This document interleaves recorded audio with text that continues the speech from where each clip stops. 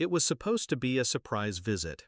3 hours, a cracked windshield, and a playlist that made me feel like a daughter again. I saw his car before I saw the house, parked crooked along the fence line, mud streaked across the bumper, one headlight fogged like a cataract. I knew every dent, every imperfection. Daniel? I stepped out. The air smelled like wet earth and something sharp. Her front door was open.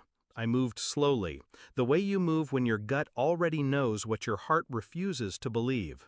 Then I heard it, a voice, my mother's, low, wrecked, not crying exactly, but unspooling. You said you'd never tell her. Then a silence, then him. I had no choice. The sky didn't crack, the ground didn't open, but something inside me shifted, like a rib cracking inward, like bone forgetting how to be bone. I didn't go inside, not yet.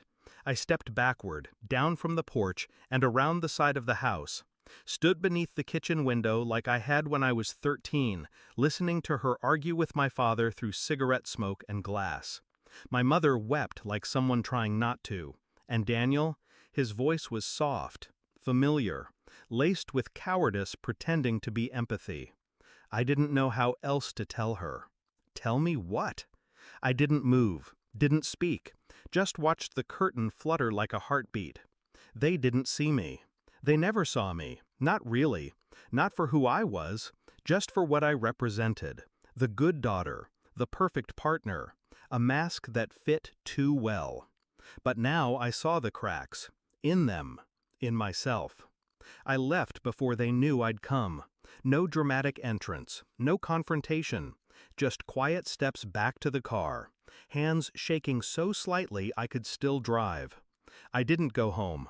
I drove to the city, sat in my office until the sun rose, listened to his voicemails, 6 of them by morning. Just checking in, babe. Thought you were heading out there? I love you. Call me. I didn't call. I listened, again and again, to the tone, the breath between words, the silence where his guilt tried to crawl into hiding.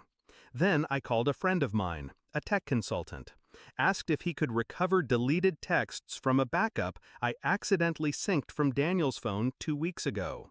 He didn't ask why, just said, "Give me an hour." It took 40 minutes. When the files hit my inbox, I didn't open them right away. I stared at the folder, like a weapon I wasn't ready to lift. When I did, it didn't feel like pain. It felt like confirmation. Months of messages between Daniel and my mother. Some were vague, some weren't. Does she suspect? No. She trusts me. I hate lying to her. Then don't. I stopped reading. I didn't need to see more.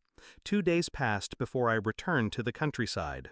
My mother opened the door like she always did, eyes tired, hair pulled back. The quiet guilt of someone trying to pretend nothing had happened. "Sweetheart," she began. "I know," I said. She froze. I stepped inside. The silence was heavy, but I was heavier.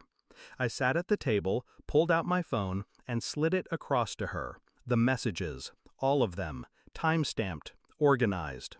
Her hands trembled as she picked it up. When Daniel walked in from the back porch, frozen mid-step, mouth parting like a wound, I didn't flinch. "You told her?" he whispered to my mother, like I wasn't even there.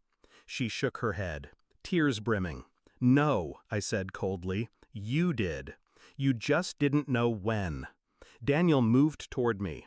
"Listen," I held up a hand. "I'm not here to argue, or cry, or scream. I came for the truth, and now I have it." I stood, calm, controlled, my voice the sound of ice cracking beneath weight. "I know about the affair. I know it started before the engagement. I know it didn't stop. They didn't speak. They couldn't. You chose her, my mother." Daniel shook his head like a reflex. "It wasn't like that. It never is. Until it is." I stepped toward him, slowly. "You looked me in the eye, slipped a ring on my finger, and promised forever, all while burying your shame between the bones of the woman who gave me life." I turned to her. "And you You watched me fall in love with him. You watched me build a future on rotting ground and said nothing." She opened her mouth, but no words came. "You didn't just betray me," I whispered. "You rewrote me, and expected I'd never read the draft?" I pulled the ring from my finger, laid it on the table, and left. The wind felt different when I stepped outside.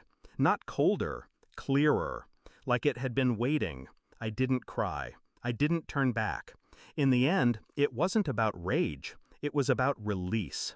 They burned something sacred, thought I would crumble in the ashes. But I was never theirs to ruin. I was the silence that came after. The breath held too long, and the version of me that walked away was no longer breakable.